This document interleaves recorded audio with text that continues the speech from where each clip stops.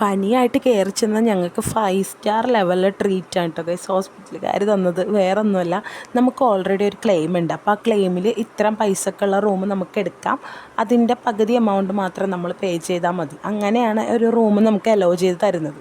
അപ്പോൾ നമ്മൾക്ക് അങ്ങനെ അലോവൻസ് കിട്ടിയ ഒരു റൂമെന്ന് പറഞ്ഞാൽ സിംഗിൾ റൂമാണ്. പക്ഷേ അന്നാണെങ്കിൽ ഹോസ്പിറ്റലിൽ സിംഗിൾ റൂമിന് ഒഴിവൊന്നുമില്ല. അപ്പോൾ നമുക്ക് റൂം എന്തായാലും വേണം, കാരണം ഇൻഷുറൻസ് ഉണ്ടല്ലോ. അപ്പോൾ ഹോസ്പിറ്റലുകാർ നമ്മളെ അങ്ങ് അപ്ഗ്രേഡ് ചെയ്തു ഗൈസ്. ഈ സിംഗിൾ റൂമിൽ നിന്ന് നേരെ അവർ ഡീലക്സ് റൂമിൽ കൊണ്ടുപോയിട്ടു. അതെന്തായാലും അടിപൊളി ഒരു അപ്ഗ്രേഡേഷൻ ആയിരുന്നു. അടിപൊളി റൂമാണ് കേട്ടോ ഞങ്ങൾക്ക് കിട്ടിയത്. കറക്റ്റ് 5 സ്റ്റാർ ഹോട്ടലിലൊക്കെ ചെന്നാൽ നമുക്ക് ഇങ്ങനത്തെ റൂം കാണാൻ പറ്റൂ. അപ്പോൾ ഇതിൻ്റെ റേറ്റ് എന്ന് പറയുന്നത് ഇത്തിരി കൂടുതലാണ്, 10,000 രൂപയാണ്. പക്ഷേ നമുക്ക് ആ സിംഗിൾ റൂമിൻ്റെ റേറ്റ് തന്നെ പേ ചെയ്താൽ മതി.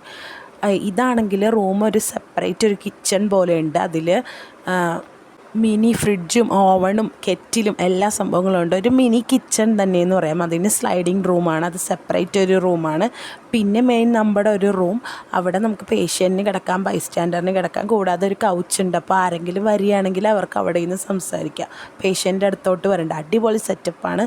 പിന്നെ ഇതേ അടിപൊളി ഒരു നൈറ്റ് വെയർ, ക്യൂട്ടായിട്ടുള്ള നൈറ്റ് വെയറാണ് അവിടുത്തെ പേഷ്യൻറ്റിന് ഇടാൻ വേണ്ടി തന്ന ഡ്രസ്സ് ഇട്ടാൽ. എന്തായാലും അടിപൊളി റൂമായിരുന്നു. പിന്നെ ഈ ഹോസ്പിറ്റലിലൊരു പ്രത്യേകത എന്ന് പറഞ്ഞാൽ രാവിലെയൊക്കെ മജീഷ്യന്മാരും ഫ്ലൂട്ട് വായിക്കുന്ന ആൾക്കാരൊക്കെ ഉണ്ടാവട്ടെ കുട്ടികളെ എൻ്റർടൈൻമെൻറ്റ് ചെയ്യാനായിട്ട്. അപ്പോൾ അടിപൊളി ഹോസ്പിറ്റലായിരുന്നു, നല്ല